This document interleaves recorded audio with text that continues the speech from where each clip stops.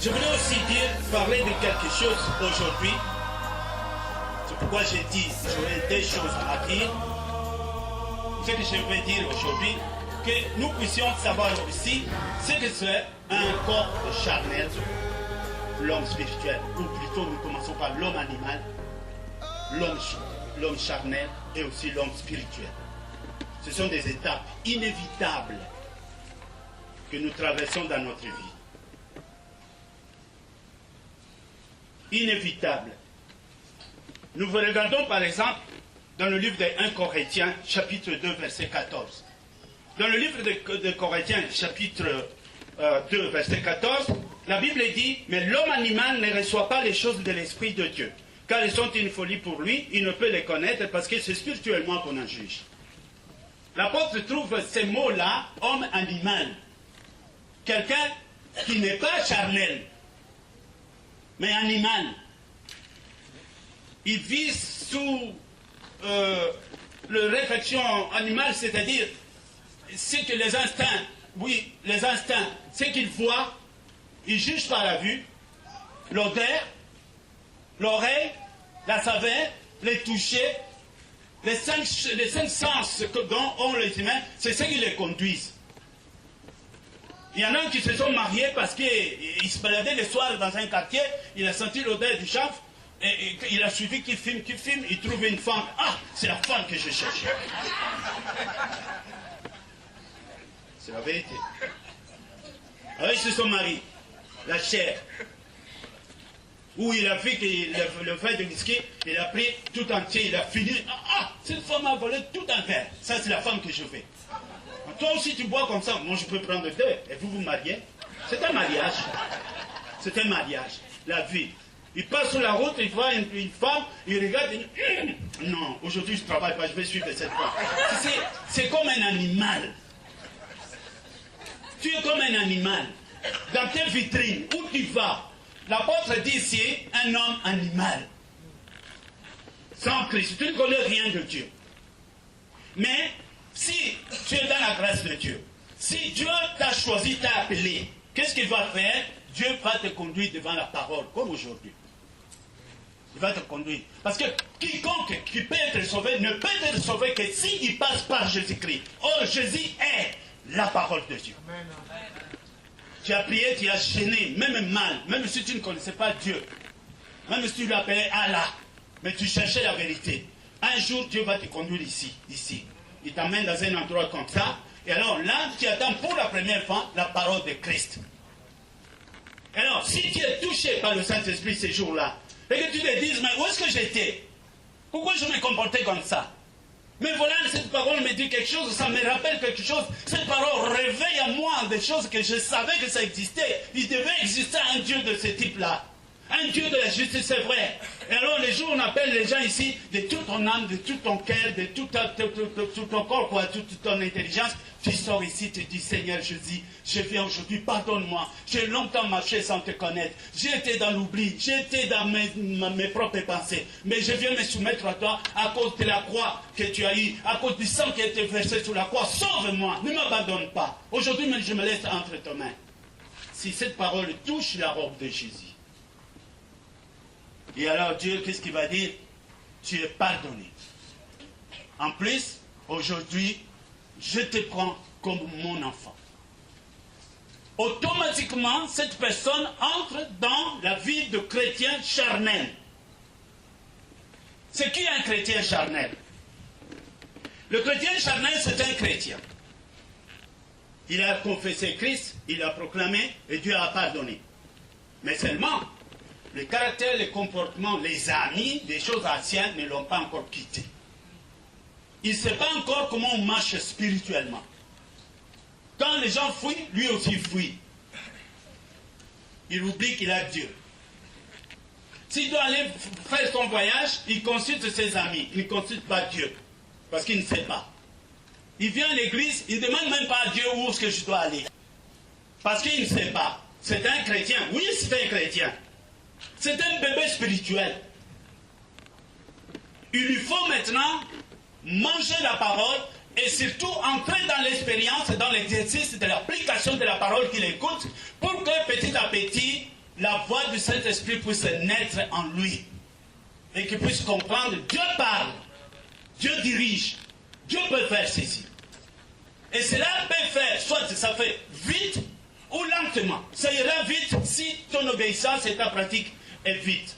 Mais ça n'ira pas non plus quand l'obéissance n'est pas rapide. Quand tu t'obstines, quand tu n'obéis pas, quand tu t'arrêtes, quand tu n'obéis pas. Et alors là aussi, le Saint-Esprit va avec toi. Il y en a qui vont vite. En un an, il est déjà loin. Il y en a aussi d'autres. Même 1 an, 3 ans, 10 ans, il est encore sur le banc, il n'a rien compris. Donc cela dépend de la collaboration avec le Christ. Cela dépend aussi de la manière dont tu suis la parole de Dieu. Tu es charnel. Un charnel ne peut pas servir Dieu. Parce que tu vas venir ici à ce que toi tu attends. Tu n'as aucun jugement encore solide. Tu n'es pas encore adulte dans le Seigneur. Dites Amen. 1 Corinthiens chapitre 2, 5, 15 plutôt. L'homme spirituel, au contraire, juge de Dieu. Il n'est lui-même jugé par personne. Et 3, s'il vous plaît, dans le livre des 3, 1, il dit, pour moi, frère, ce n'est pas comme à des hommes spirituels que je vous ai parlé, mais comme à des hommes charnels, comme à des enfants en Christ. Parce que vous êtes encore charnels. En effet, si parmi vous, il y a de la jalousie, des disputes, n'êtes-vous pas charnels? Et ne marchez-vous pas selon l'homme? Des disputes, des jalousies. Pourquoi lui? Pourquoi lui? Pourquoi lui, le pasteur, l'a choisi, et moi alors? Et quand on a de telles pensées, ça veut dire tout simplement que tu es charnel. Hein, c'est tout le moment charnel à 90%. Après charnel à 60%. Après charnel à 50%. Un mélange. Aujourd'hui, tu penses que c'est Dieu qui a dit. Demain, ce n'est pas Dieu, c'est toi-même. L'autre jour, tu fais. Ce sont des choses qui sont comme ça. C'est un chemin, une étape que tu dois traverser. Mais l'objectif final est que tu puisses être un chrétien spirituel. Le spirituel, c'est qui? Le spirituel, c'est celui qui consulte le Saint-Esprit en tout et pour tout. Au point où tu ne sais plus rien faire sans que j'aie l'approbation de Christ. Plus tu le mets, plus tu le prends en considération, plus il se manifeste. Je bénis Dieu. À chaque fois que moi je demande quelque chose à Dieu, je ne fais pas des jours avant qu'il me réponde. Il me parle. Comment on est arrivé là? Il sait que je lui fais confiance. Il sait aussi que je ne bouge pas s'il ne me dit rien. S'il ne répond pas, je reste là. Un jour, il m'a dit ça. Je veux que tu saches et je sais ce que tu sais. Je voudrais que cela reste entre toi et moi. Ton problème serait que quand tu vas parler aux autres parce qu'ils ne te comprendront pas. Mais fais confiance parce que je te connais. J'ai écrit ça sur ma Bible. C'était par rapport à un malentendu que j'ai eu avec un serviteur de Dieu. Moi, je lui disais, regarde ce que le Saint-Esprit m'a dit. Et il m'a dit, non, pas ça. Et c'était à propos de l'argent. Et Dieu m'a corrigé. Je te connais. Et sache que moi, je te connais. Je veux que tu saches que je te suis. J'approuve ce que tu fais. Il a même dit que je ne t'appelle pas serviteur. Tu es mon fils. Moi, je dis gloire à Dieu. Je ne vous dis pas pour le dire. Non, je vous dis parce où est-ce que Dieu nous amène. Jésus, quand on lui a demandé comment on va prier, il n'a pas dit que notre Dieu est dans le ciel. Pourquoi il n'a pas dit ça? Pourquoi il n'a pas dit notre Dieu est dans le ciel? Pourquoi il est allé dire notre Père est dans le ciel? Qui se déclare Père? Tu déclares qui? N'est-ce pas que tu es son fils? Tu es sa fille? Mais un fils, même héritier, s'il est enfant, peut-il entrer dans l'héritage qu'on lui doit? Mais c'est impossible. Même la sentinelle de son père va les diriger. On va attendre jusqu'à ce qu'il atteigne l'âge. Et alors, même pour nous, jusqu'au jour où tu atteindras l'âge spirituel, et cet âge spirituel est la dépendance du Saint-Esprit. Je dépends du Saint-Esprit. En réalité, l'homme n'a pas été fait pour être libre. C'est touchant, c'est choquant. Parce que si on n'est pas dominé par Dieu, on serait alors dominé par le monde. Alors, si c'est le monde qui te conduit, c'est la mort qui t'attend. Et si c'est Dieu qui te conduit, c'est la vie et la vie éternelle et toutes les bénédictions qui vous attendent. Quitte à nous maintenant de choisir. Est-ce que Dieu a commis une erreur parce qu'il nous a donné la liberté? Où est la faute de Dieu? Parce qu'il a dit, l'homme, vous êtes libre. Et il nous a donné la liberté du choix entre la mort et la vie. C'est ça alors le risque qu'il a pris. Ou alors devrait-il nous créer comme des animaux, bloqués dans les instincts, sans chercher à quitter ce qu'ils sont? Ils restent là. Une vache est une vache, elle a été vache, elle restera vache, elle mourra vache. Mais pas un homme. Un homme naît nu, sans vêtements. Pourtant, il y a l'hiver. Sans chaussures. Pourtant, il faut qu'il prenne des chaussures. Pourquoi? Parce que Dieu a fait l'homme d'une autre façon. Il a créé pour être éducable, pour être instruit. Il aura un choix. Il choisira le oui ou le non. Voilà. Mais la liberté est un grand don que nous avons reçu de Dieu. Alors, ne le renvoyons plus par cette liberté. Ne dites pas Dieu qui a commis l'erreur. Il fallait me créer un animal. Les choses auraient été finies. Je suis un homme et je me réjouis de la liberté que Dieu a dit. C'est pourquoi, avec toute mon intelligence, tout ce que je regarde, je vis le monde, je vis tout. Je viens maintenant devant Dieu pour lui dire, toi Dieu, si on a écrit que tu étais Dieu, moi de ma part, je te proclame comme mon Dieu, mon Seigneur et mon Sauveur. Je n'en ai pas d'autre. Et je n'ai même pas envie. Je reste là. Qu'il fasse moi ce qu'il veut. Même un arbre dans son jardin. Je serai bien. Croyez-moi. Alléluia. Donc nous devons comprendre. Ici à l'église, il y a donc beaucoup de choses, des actes, des paroles qui sont charnelles. Beaucoup. Il y en a d'autres. Il dit que le Saint-Esprit lui a parlé. Mais ce n'est pas ça. Les actes, les paroles. Alors, ceux qui sont déjà adultes doivent avoir la méfiance. Non pas pour critiquer, mais pour les aider. Quelle est la preuve qu'on n'est pas charnel, mais qu'on est spirituel? C'est simple. Qu'est-ce qui te préoccupe? Dis-moi.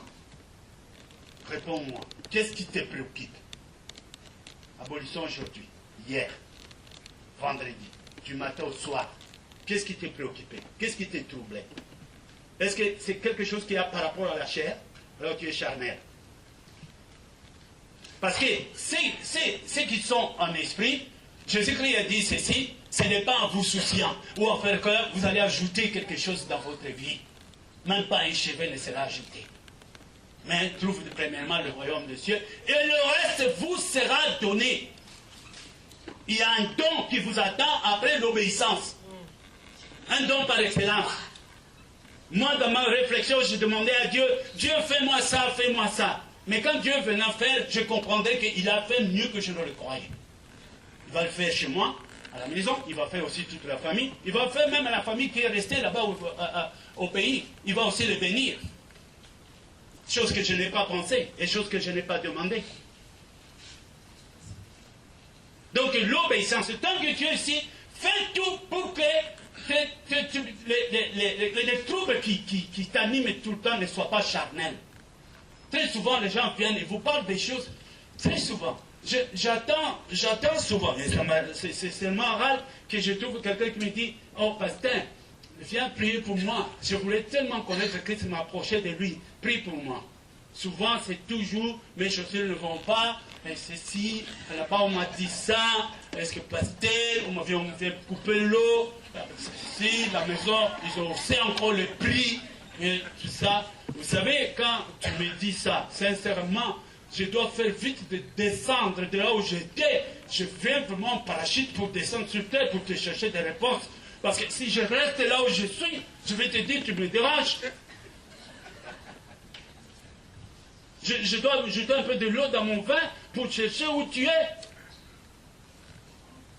Comment moi, pendant que tu finis de parler, moi je sais, mais comment il est là? Comment ça fait qu'il est encore là? Avoir une maison ou ne pas avoir une maison. C'est ça qui te trouve? Écoute, si réellement tu t'accroches à Christ, n'est-ce pas que tu deviens son fils? Mais non, qui va s'occuper de toi? Si tu es fils de Dieu, vous, vos enfants, est-ce que vos enfants vont au magasin pour chercher des chaussures? Est-ce que c'est eux qui cherchent les vestes pour le froid? Mais vous savez très bien qu'ils ne peuvent pas le faire. Mais vous avez un exemple devant vous. Vous, nous, tels que nous sommes ici, nous n'avons même pas l'amour de Dieu. Nous n'avons même pas la justice de Dieu. Pourtant, nous pensons à nos enfants. Mais quand c'est à Dieu, à celui qui s'est confié à lui, il a dit, je vais laisser toute ma vie à toi. Mais vous mettez Dieu dans la position de dette, il agirait. Je jure par moi-même. Je jure que quiconque qui s'accrochera à cette parole ne sera jamais dans la confusion. Mais Dieu a juré.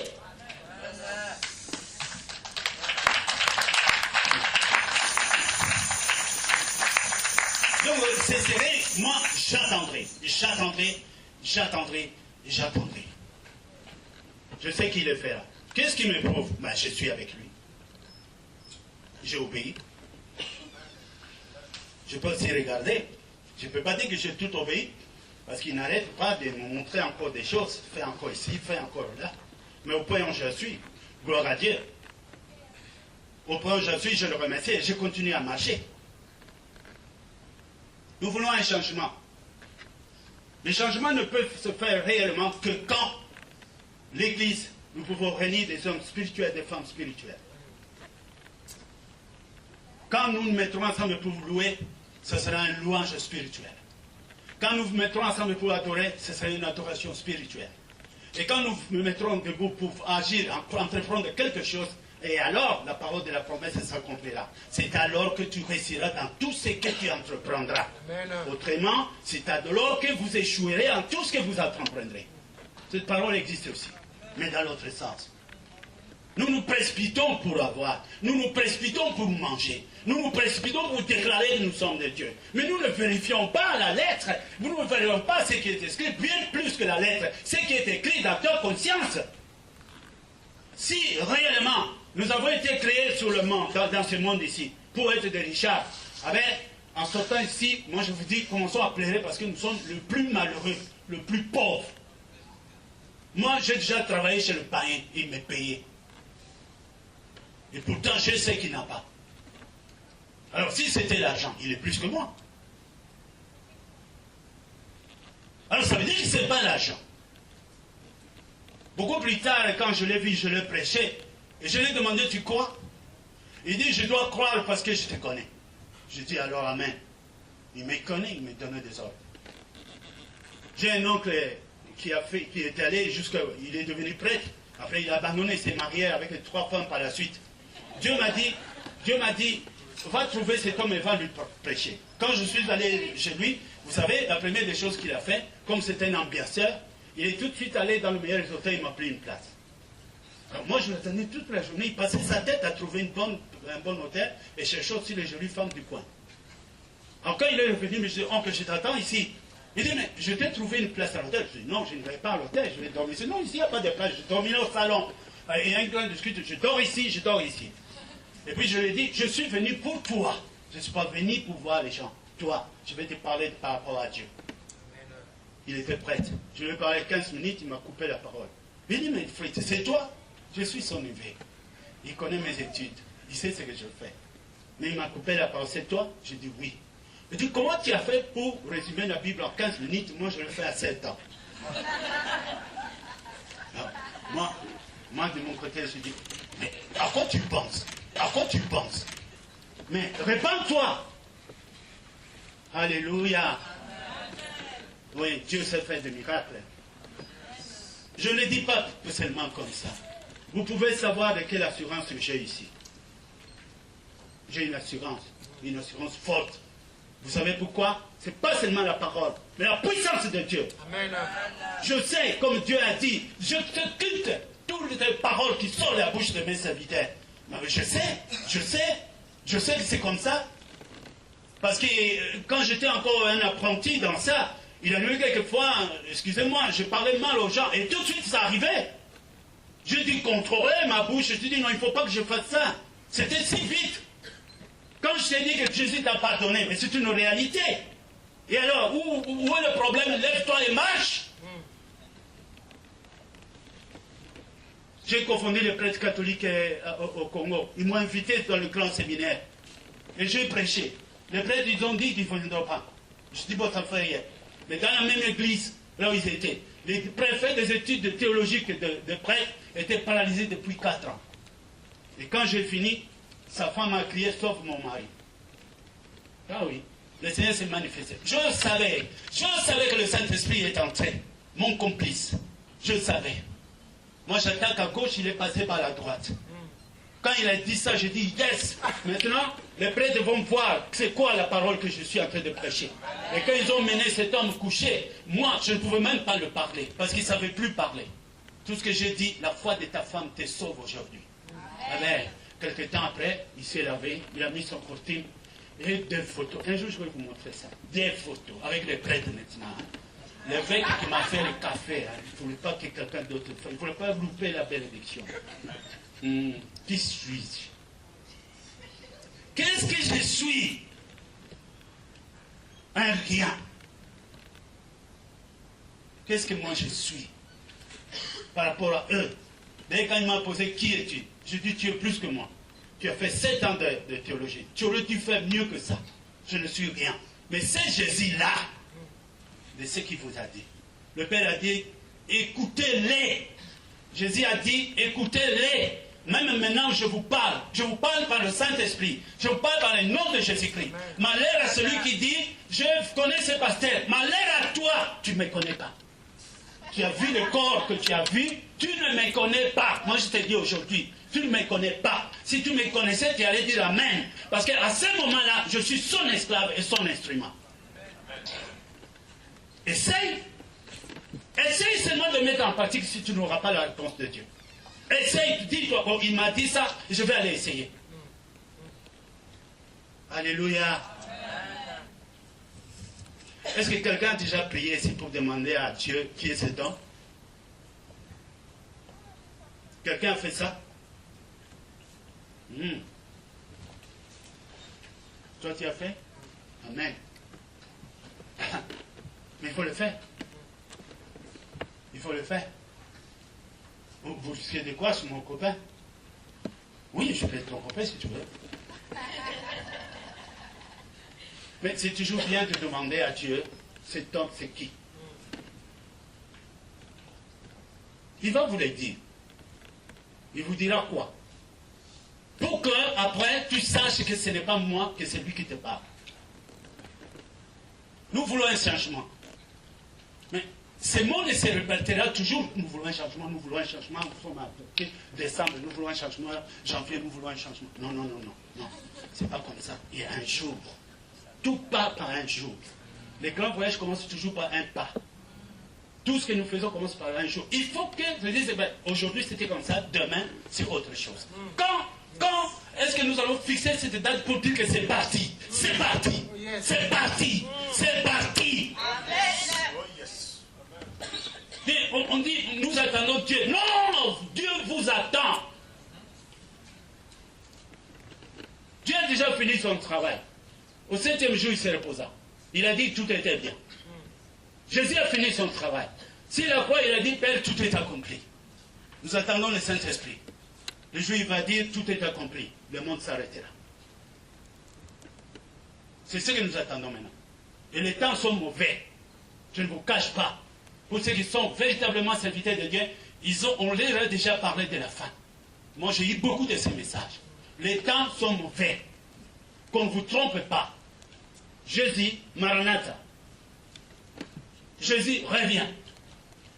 Qu'il ne vous trouve pas dans ta justice, mais qu'il te trouve avec ta justice. Nous sommes appelés pendant un moment à nous débarrasser un peu de toutes ces choses qui nous préoccupent, qui nous troublent, pour que lui puisse trouver place dans nous et qu'il pose un fondement. Après, tu pourras revenir dans ce qui te permettra. Ne sois pas pressé. Tu veux te marier, c'est une chose bonne. Mais si tu veux que ton mari soit ton mari, fais attention. Si Dieu doit faire un travail dans lui, laisse qu'il fasse d'abord le travail. Ne vous précipitez pas.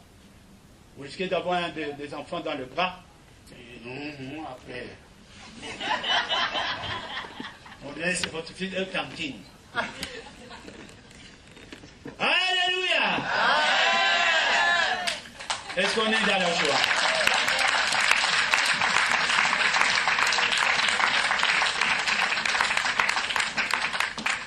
Et je vais vous dire avec sincérité, vous ne savez pas comment je vous aime. Je vous aime beaucoup. Je vous aime beaucoup. Je ne veux pas vous dire quand est-ce que je me suis réveillé. Je ne veux pas vous dire ça. Je vous aime beaucoup, je vous aime beaucoup. Vous êtes cher dans mon cœur. Je mérite que je prenne tout ce que j'ai, que je vous donne, que je mette ça dans vos boîtes à lettres, que vous trouviez ça. Alléluia. Vous allez encore me garder longtemps? Amen. Non, moi je ne voudrais pas ça. Je veux que je fasse vite le travail que j'ai ailleurs. Alléluia. Oui. Alors nous pouvons dire merci Saint-Esprit. Non. Non. Vous ne l'avez pas dit. Merci Saint-Esprit. Merci Saint-Esprit. Wow. Vous vous gênez.